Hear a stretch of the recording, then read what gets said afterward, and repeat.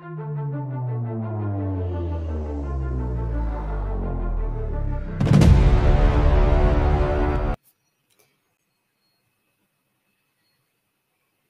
everyone, this is your host. My name is Waray, and today's video, magre-react po tayo dito sa nakakalito na statement ng ating Pangulo. Ever since naman na umupo siya na Pangulo, parang wala pang tumugma sa kanyang mga pahayag. Kami na tayong mga napanood na mga TikTok, na mga viral videos na nagpapahayag ang ating Pangulong Marcos ng mga desisyon niya na hindi rin natutupad kasi kinokontra din niya. So ito yung recent na reaction ng ating Pangulong Marcos sa mga nangyayari sa impeachment ni VP Sara.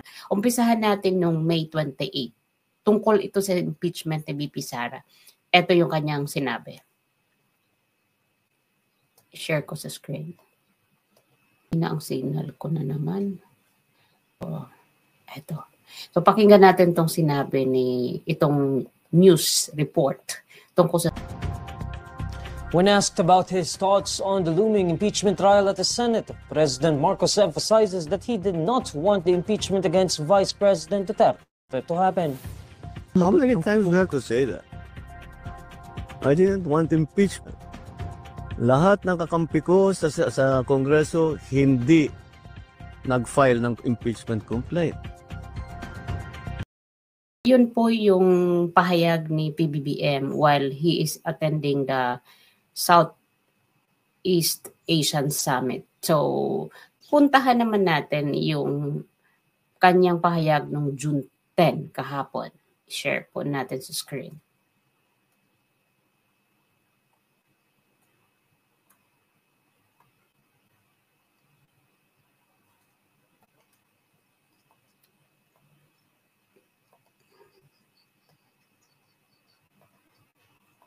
Balita mula sa Malacanang. Iniwala naman si Pangulong Marcos na dapat tumawid sa susunod na Kongreso ang proseso ng impeachment ni Vice President Sara Duterte. Balita mula sa Malacanang, hatid ni Radyo Patrol, Christian Yosores. Christian!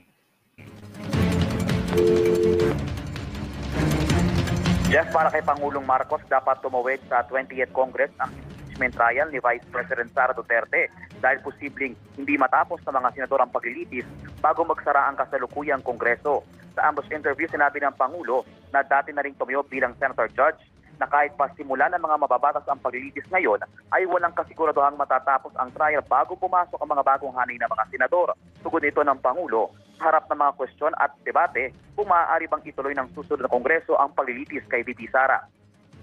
It is very clear that it will. Because there's no way that even if they start the trial now, that they will finish it before the new senators come in. So, well, again, the senators will decide. Well, this is really a function of the Senate right now. So we leave it to them. We are watching, of course, what the Senate President Jesus Escudero is doing to try to make it as a peaceful a transition as possible from this Congress to the next. So yun po, nakakalito ang ating Pangulong Marcos. Kung ano ba talaga yung totoong, ano ba talaga yung kanyang posisyon dito sa impeachment. Bakit tayo inililigaw? So, nakatakdang magtapos ang 19th Congress sa June 30. Wala namang nakikitang problema si Pangulong Marcos kung tumawid man sa 28th Congress ang impeachment trial laban kay Vice President Sara Duterte. What is the controversy? It is very clear that it will. Yun si Pangulong Marcos. Kayo na po ang humusga kung ano ba talaga yung posisyon dito ng ating Pangulo. Impeachment, anti ba siya or pro-impeachment?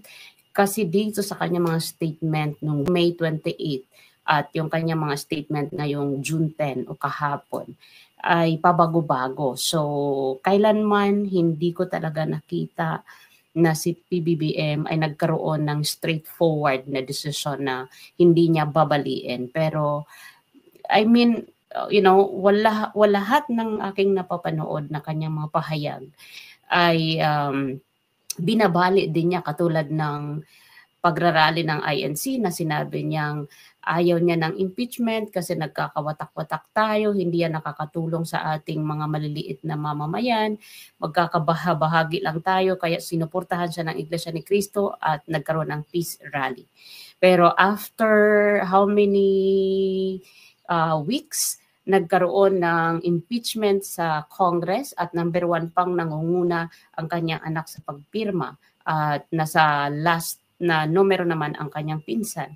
At dito sa pagpirma ng kanyang anak, naghugas kamay siya na sinabi niyang hindi siya nakikialam, wala siyang kamay na inilagay dyan sa pag-impeach kay BP Sara. So, ewan ko na lang sa'yo, Mr. Marcos, kung saan kami maniniwala banda sa mga sinasabi mo. So yun lamang po guys, kasi naka-duty uniform na po ako. Meron na lang ako 4 minutes. Kailangan ko mag-prepare at gigisingin ko na rin yung aking alagang matanda. Maraming salamat po sa inyong panonood. Bye for now.